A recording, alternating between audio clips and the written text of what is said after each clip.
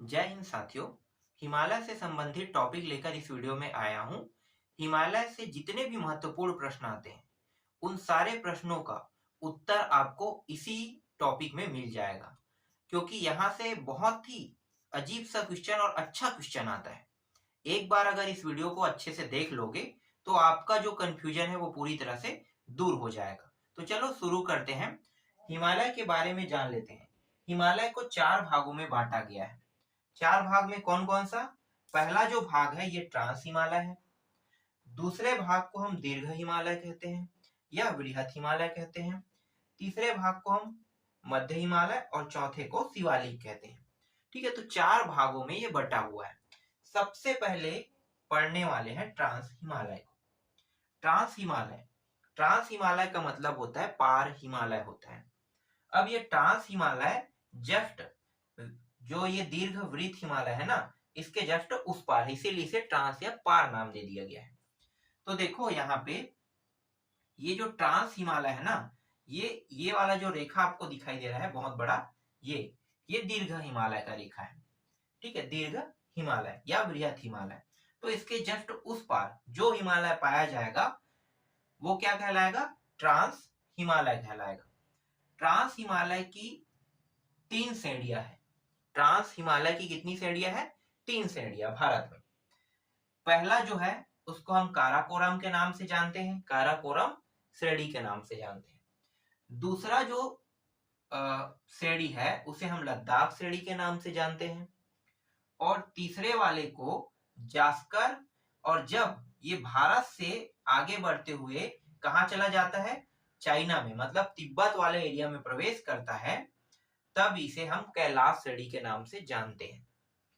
कई बार प्रश्न पूछा गया है कि जास्कर श्रेणी को और किस नाम से जाना जाता है, तो जास्कर श्रेणी को कैलाश श्रेणी के नाम से भी जाना जाता है। कंफ्यूजन दूर हो गया यहाँ पे।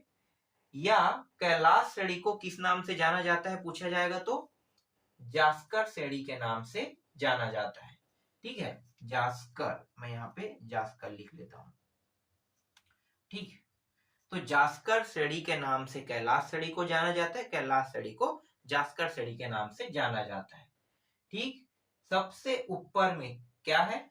देखो, सबसे ऊपर में काराकोरम है, फिर मध्य में लद्दाख है। क्रम अगर पूछा जाए तो इसको आपको अच्छे से याद रखना है, क्योंकि जो पीसीएस का एग्जाम होता है, यूपीएससी का एग्जाम होता है, ठीक है, इसमें बहुत टफ क्वेश्चन कर दिया जाता है। प्रश्न कैसे पूछेगा कि ये जो क्रम है इसको सही से बताओ। तो अगर आपको याद नहीं रहेगा तो आप इसे सही से नहीं बता पाओगे।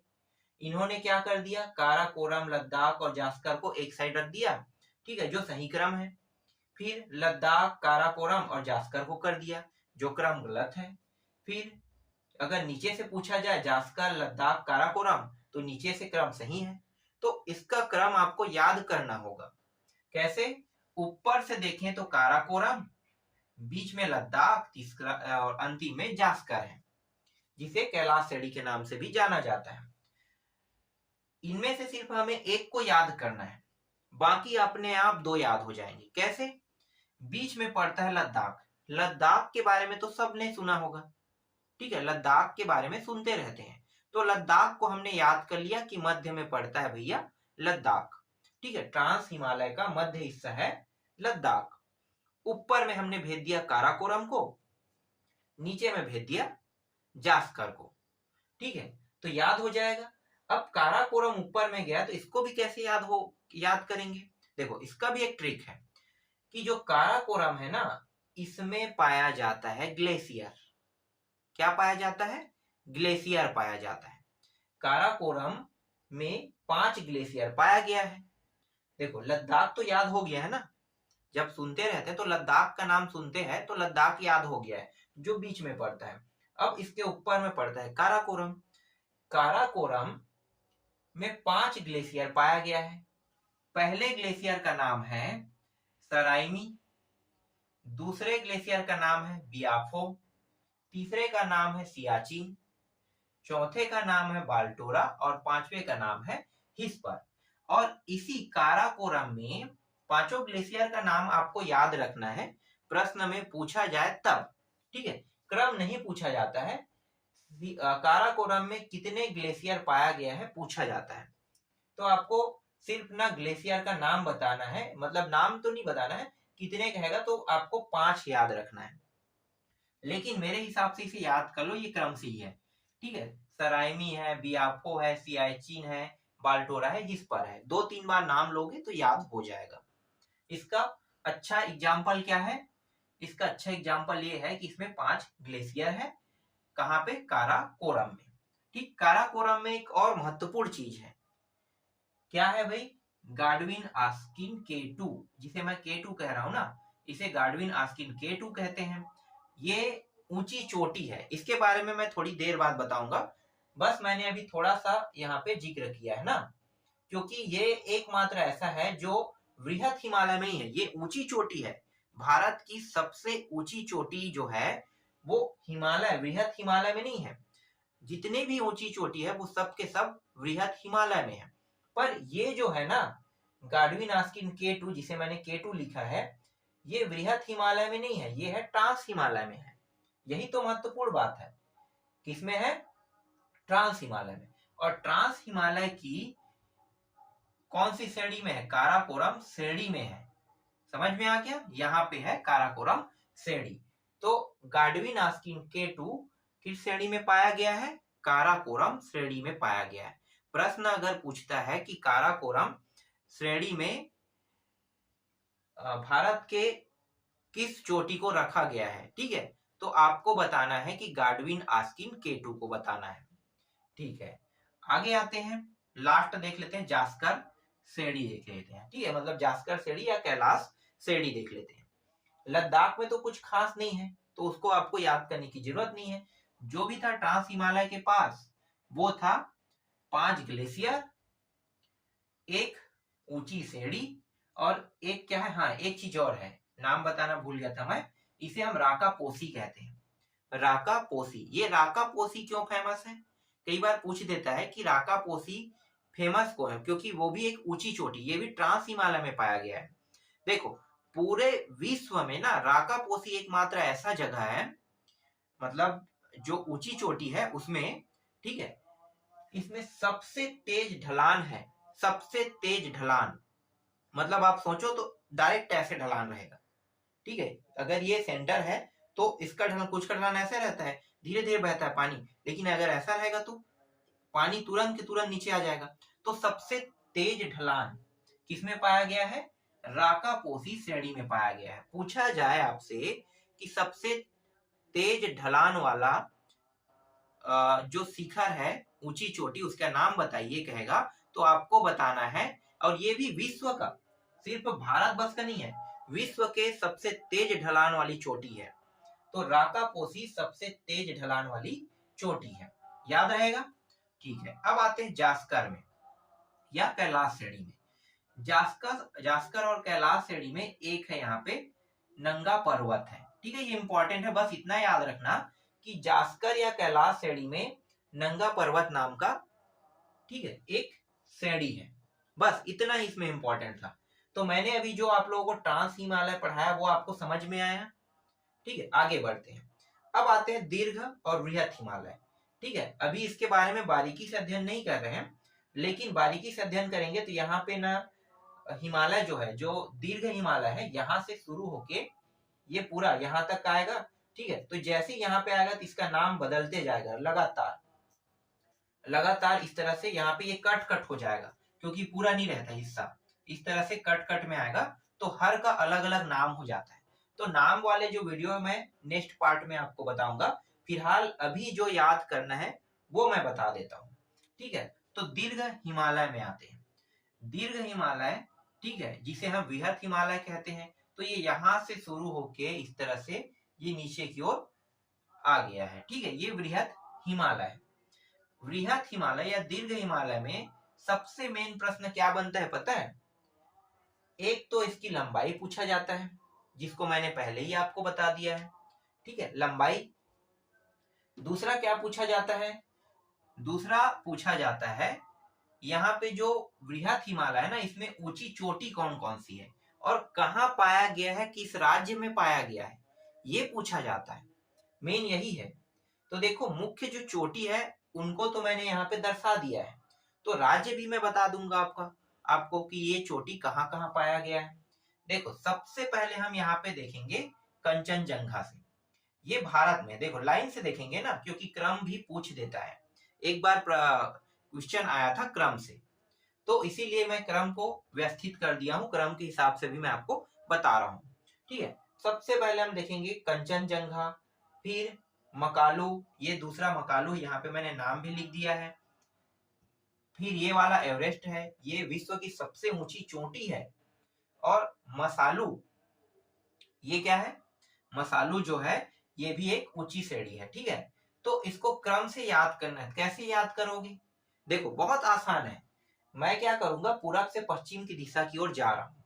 ठीक है, पूरब से पश्चिम की दिशा की ओर, तो मैं क्या बोलूंगा, कम एम बोलूंगा। ठीक है, क्या बोलूंगा, इनको शॉर्टकट नाम में मैं इसको सी कर देता हूं। ठीक है, तो मैं इस सभी को क्या बोल सकता हूं,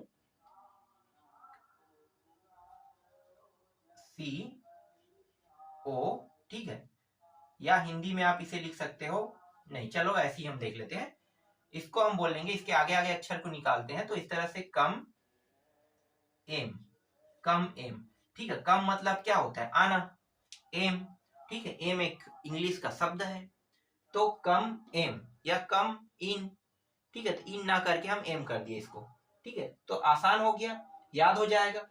कम एम का मतलब होता है, क से होता है कंचनजंगा, म से होता है मकालू। ठीक है, फिर ए का मतलब एवरेस्ट, और फिर वहां से मसालू होता है। मुख्य मुख्य याद हो गया, कंचनजंगा, कम एम का मतलब होता है कंचनजंगा, मकालू, एवरेस्ट, मसालू। इस तरह से आप याद रख सकते हो, बहुत आसान है याद करने का तरीका। ठीक है, इसके बाद आते हैं, फिर 4 का मैंने यहाँ पे फिर से गुण बना दिया है। ठीक है, ये सभी चोटी किसमें है, वृहत हिमालय में। अधिकतर जो सबसे ऊंची चोटी है वो सब के सब वृहत हिमालय में है। और सबसे ज्यादा जो ऊंची चोटी पाई गई है ना, जो विश्व की भी ऊंची चोटी है, वो सब के सब वृहत हिमालय में ही है। ज्यादातर वृहत हिमालय में ही आपको देखने को मिलेगा। इसके अलावा और कई ऊंची चोटी है, जैसे कि ये धौलागिरी है, ठीक है, अन्नपूर्णा है, नंदा देवी है, बंदरपूछ है, ठीक है, कामेट है।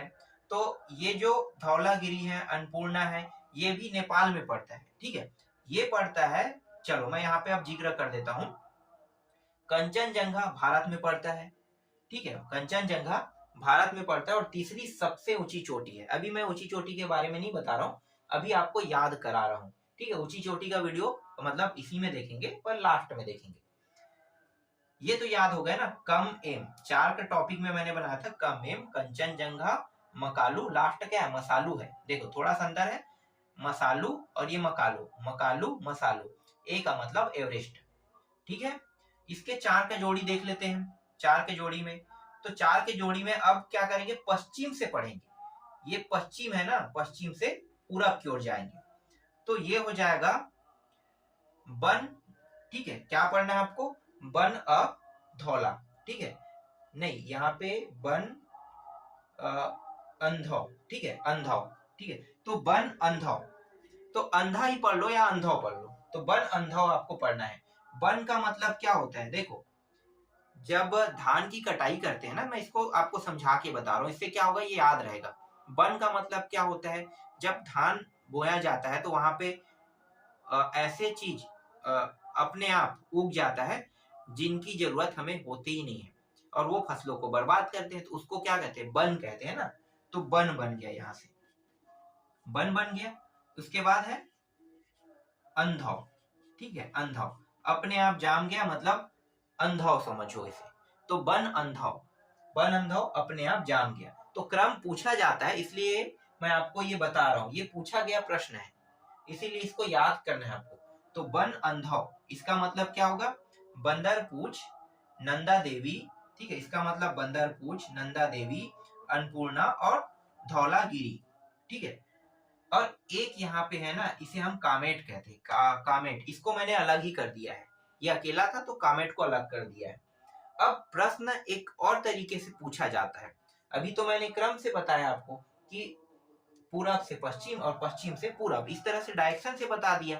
ठीक है, प्रश्न और क्या पूछा जाता है कि ये जो कंचनजंगा है वो किस राज्य में है, क्योंकि ये भारत में है। इसका मतलब ये है कि देश पूछेगा तो भारत देश बोलना है, और राज्य पूछेगा तो सिक्किम राज्य, ये सिक्किम राज्य है, तो सिक्किम राज्य में है कंचनजंगा। इसके बाद जो ये जो मकालू है, एवरेस्ट है, मसालू है, ठीक है, ये तीनों जो है ये पड़ता है नेपाल में। ठीक है, नेपाल में दुनिया की सबसे ऊंची चोटी एवरेस्ट नेपाल देश पर ही है। ठीक है, तो मकालू देखो, यहाँ पे अगर आप देखोगे तो ये वहां से मकालू और पीछे में क्या है, मसालू, और बीच में एवरेस्ट है। तो ये तीनों कहाँ पड़ रहा है, नेपाल राज्य, नेपाल देश में पड़ रहा है, याद रहेगा। और दुनिया की सबसे ऊंची चोटी जो एवरेस्ट है वो कहाँ पड़ता है, वो पड़ता है आपका नेपाल देश में। इसके अलावा ये जो धौलागिरी है, अन्नपूर्णा है, ये दोनों भी नेपाल देश में ही पड़ता है। अगर देश का नाम पूछा जाए तो धौलागिरी और अन्नपूर्णा भी नेपाल देश में ही आपको लेना है। फिर नंदा देवी और बंदरपूछ, इस पे आते हैं। तो नंदा देवी और जो बंदरपूछ है ये पड़ता है उत्तराखंड में पड़ता है। ठीक है, किसमें पड़ता है, उत्तराखंड में। और ये कामेर जो है वो हिमाचल प्रदेश में है। ठीक है, हिमाचल प्रदेश में तो भी नहीं कहूंगा, ये उत्तराखंड के ही एरिया में है। ठीक है, उसके बाद आगे जो है ना हमारा जो ऊंची श्रेणी है वो बंद हो गया है। ठीक है, तो यहीं तक लगभग यहीं तक है, आगे में ना नहीं है, आगे साइड नहीं मिलेगा आपको, यहीं तक के मिलेगा। तो हिमाचल प्रदेश में जाके सभी बंद हो जाते हैं। तो कामेर तक के हमने देख लिया। ठीक है, समझ में आ गया किस किस राज्य में है। ठीक है, तो ये भारत देश में मतलब हमारे राज्य वाला है। तो ये नंदा देवी उत्तराखंड में है, बंदरपूछ उत्तराखंड में है, और हाँ, और ये कामेट है, कामेट जो है हिमाचल प्रदेश में, मान लो इसको। ठीक है, एक ही है, हिमाचल प्रदेश ले लो इसको। ठीक, याद हो गया। ठीक है, ये इंपॉर्टेंट था। अब इसके बाद अब सबसे ऊंची चोटी देख लेते हैं। तो ऊंची चोटी में तीन ही ऊंची चोटी देखेंगे। ऊंची चोटी में सबसे पहला, विश्व का सबसे ऊंची चोटी, अगर ऊंची चोटी कहा जाता है तो एवरेस्ट को कहा जाता है। और इसकी ऊंचाई अगर पूछ दिया जाए तो 8,848 मीटर है ऊंचाई। दूसरा जो है ये हिमालय में नहीं है, वृहत हिमालय में नहीं है। ठीक है, एकमात्र ऐसी ऊंची चोटी जो वृहत हिमालय में ना होके ट्रांस हिमालय में, तो ट्रांस हिमालय में है ये दूसरी, ये भारत में है। दुनिया की दूसरी सबसे ऊंची चोटी भारत देश में है, जिसको हम क्या कहते हैं, गाडविन आस्किन K2। लेकिन ये पीओके में है, पाक अधिकृत कश्मीर के पास, जिसको हम नक्शा में तो कहते हैं कि हमारा हिस्सा है, लेकिन पाकिस्तान ने इसे कब्जा कर लिया है, तो ये पीओके में है। और इसकी सबसे ऊंची ऊंचाई 8611 मीटर है। ठीक है, 8611 मीटर ऊंचाई। इसके बाद ये जो कंचनजंगा है ये तीसरी सबसे ऊंची चोटी है। तीसरी सबसे ऊंची चोटी कौन है, कंचनजंगा है। इसकी ऊंचाई 8,598 मीटर है। तो बस ये तीनों इंपॉर्टेंट है। ये जो दो है ना, ये K2 और ये जो कंचनजंगा, ये दोनों भारत में है। सिर्फ एवरेस्ट बस जो सबसे ऊंची चोटी है वो बस कहाँ पे है, नेपाल में। तो इतना ही यहाँ पे इंपॉर्टेंट हो रहा है इससे टॉपिक में। इसके बाद इसके जस्ट नीचे में यहाँ पे मध्य हिमालय है, इस तरह से यहाँ से, इसके बाद ये लुप्त होते गए नीचे की ओर। ठीक है, यहाँ पे मध्य हिमालय और अंतिम क्या है, शिवालिक, और इसके जस्ट नीचे में शिवालिक पड़ता है। इस तरह से ये रहा। ठीक है, तो आज के वीडियो में बस मैं आपको इतना ही बताऊंगा। बाकी जो टॉपिक मैं बताने वाला हूँ वो नेक्स्ट वीडियो में बताऊंगा आपको।